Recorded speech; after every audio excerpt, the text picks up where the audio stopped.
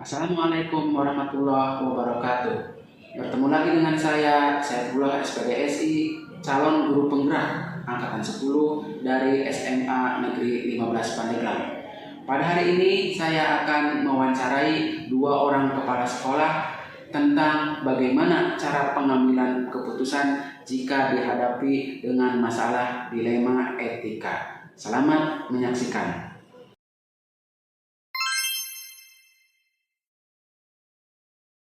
Assalamualaikum warahmatullahi wabarakatuh, Pak. Waalaikumsalam warahmatullahi wabarakatuh. Kenalkan Pak, saya Saifullah Pak dari guru penggerak. Ini akan melaksanakan tugas Pak kaitannya dengan pengambilan keputusannya menjadi pemimpin pembelajaran gitu Pak. Jadi dalam hal ini barangkali saya ingin menanyakan atau menganalisis Pak kaitannya dengan pengambilan keputusan Bapak sebagai pemimpin. Karena saya ini mendapat tugas di modul 3.1 untuk mewawancarai kepala sekolah. Mungkin Bapak bisa memberikan gambaran tentang kepemimpinan, tentang dilema etika Pak terutama itu Pak.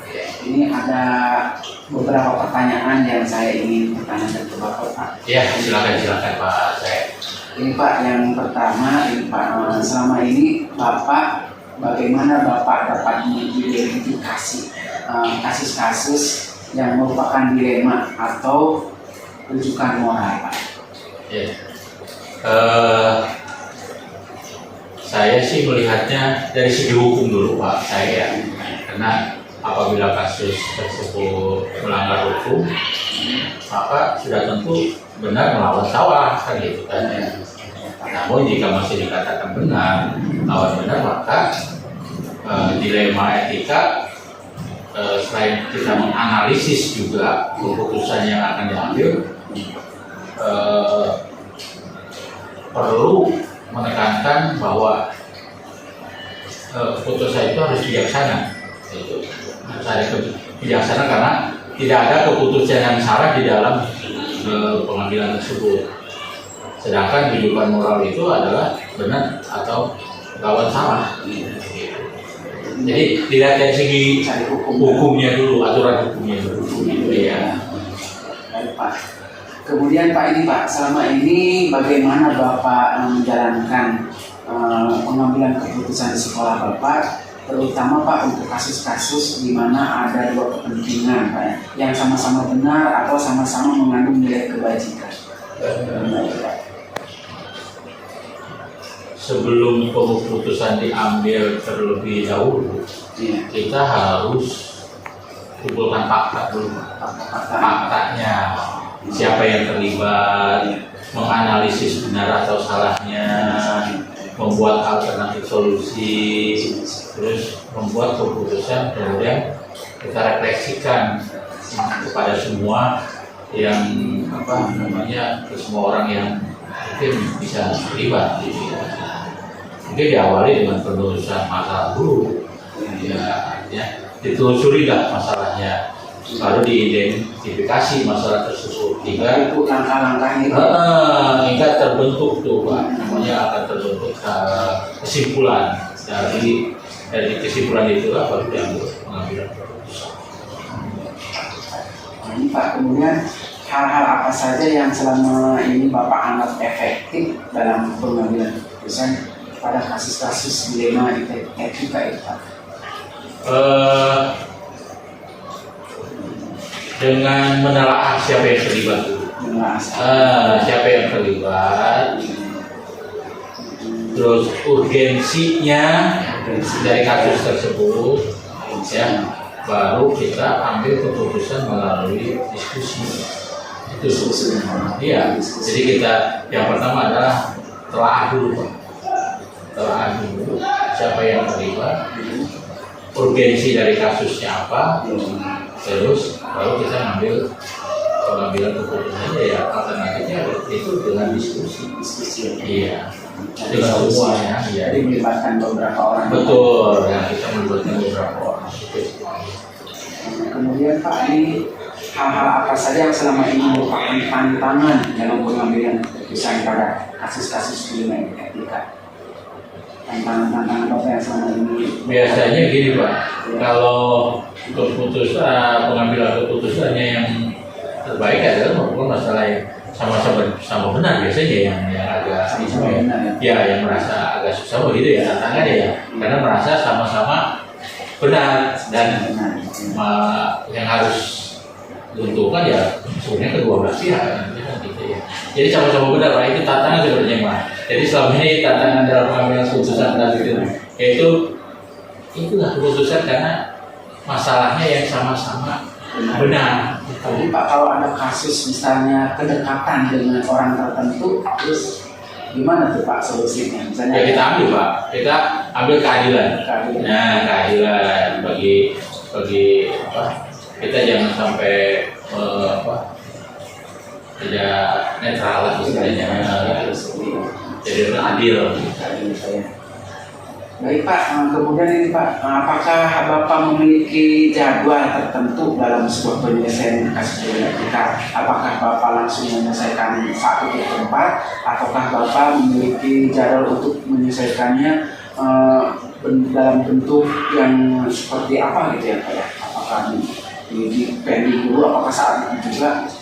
Kalau masalahnya ringan, diputuskan Pak. Ya, diputuskan saat itu juga. Tapi kalau masalahnya berat, berarti harus diproses dulu Pak. Proses dulu.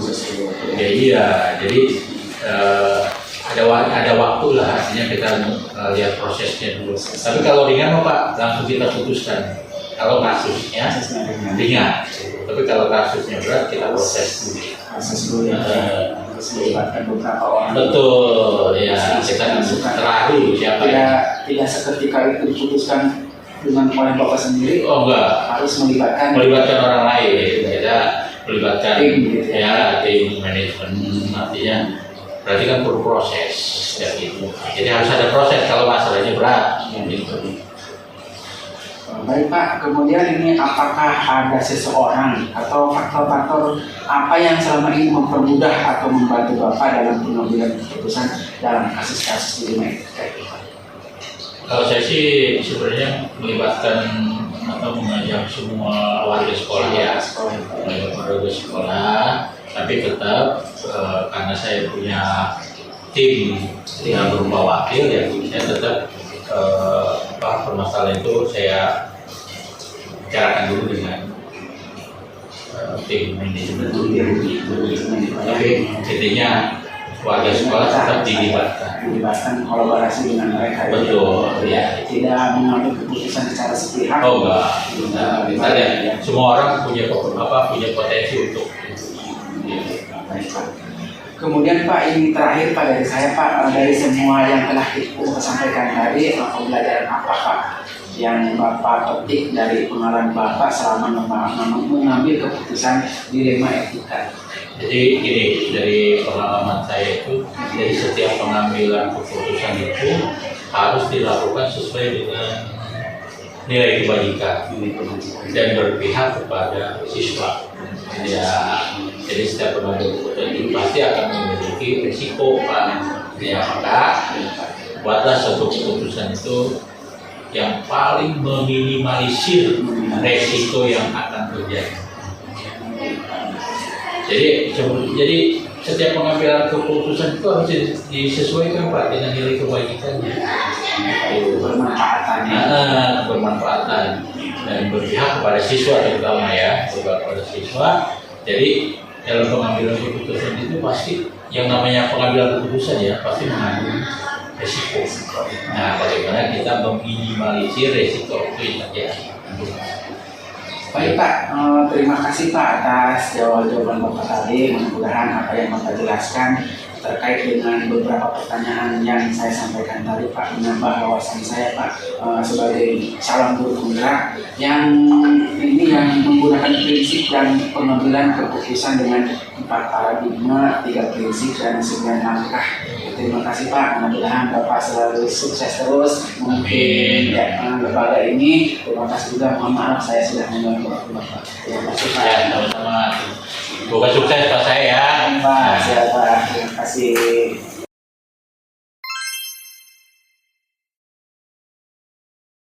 Warahmatullahi wabarakatuh. Pak, saya Pullah Pak dari guru penggerak yang akan melaksanakan tugas kaitannya dengan pengambilan keputusan Pak, menjadi pemimpin pembelajaran seperti itu Pak. Jadi tugas saya ini adalah modul 3.1 dari calon guru penggerak yang ditugaskan oleh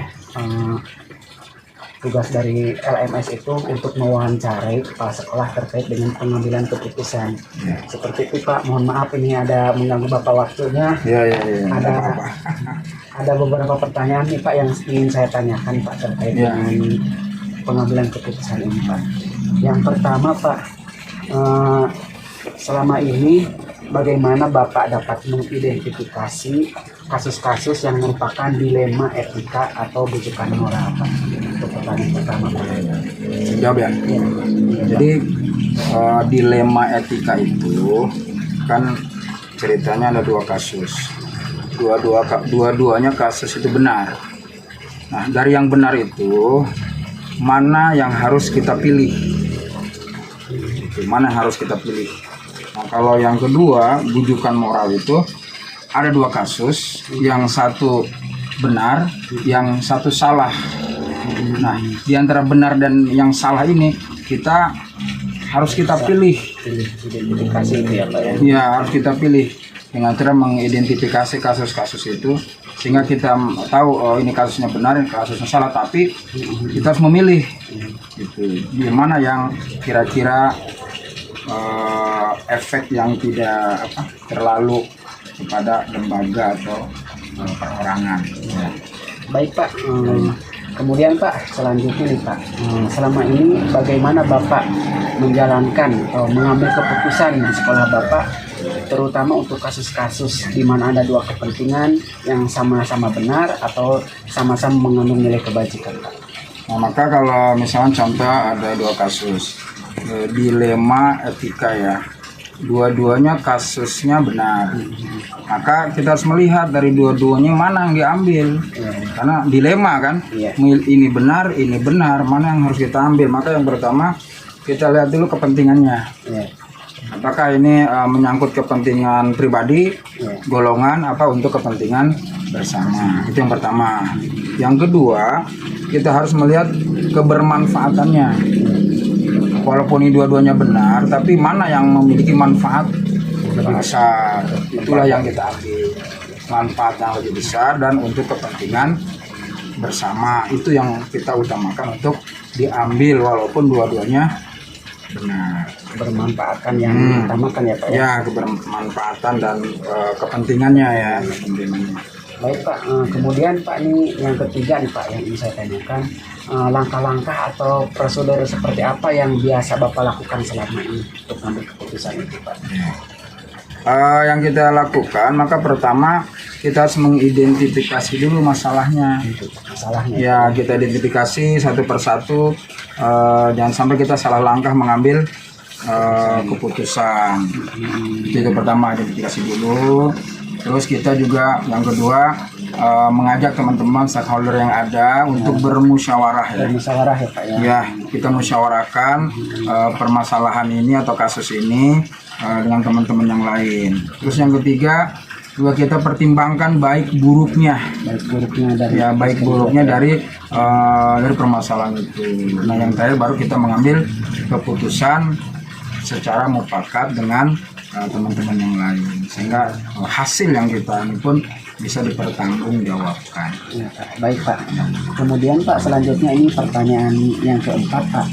Hal-hal apa saja yang selama ini Bapak anggap efektif dalam pengambilan keputusan pada kasus-kasus dilema etika itu Pak?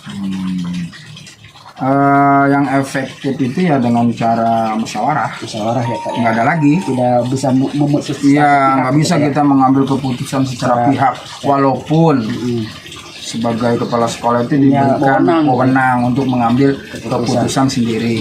Tapi alangkah lebih baiknya ya dengan musyawarah. Karena di dalam musyawarah itu pasti akan dipertimbangkan baik buruknya ya, kebermanfaatannya gitu, sehingga lebih hasilnya pun saya kira pasti insya Allah lebih bagus ya daripada keputusan kita sendiri. Mengutamakan musyawarah. Ya, musyawarah yang kita kedepankan ya. Ya Pak, baik Pak. Selanjutnya nih pertanyaan saya yang kelima Pak. Hal-hal apa saja yang selama ini merupakan tantangan dalam pengambilan keputusan pada kasus-kasus dilema itu, Pak? Tantangan apa yang muncul, Pak? Tantangannya tentu ya, ketika kita mengambil keputusan terus kita mengambil secara musyawarah ya. Pasti di dalam musyawarah itu kan beberapa orang, sehingga di dalamnya pasti memiliki banyak perbedaan pendapat.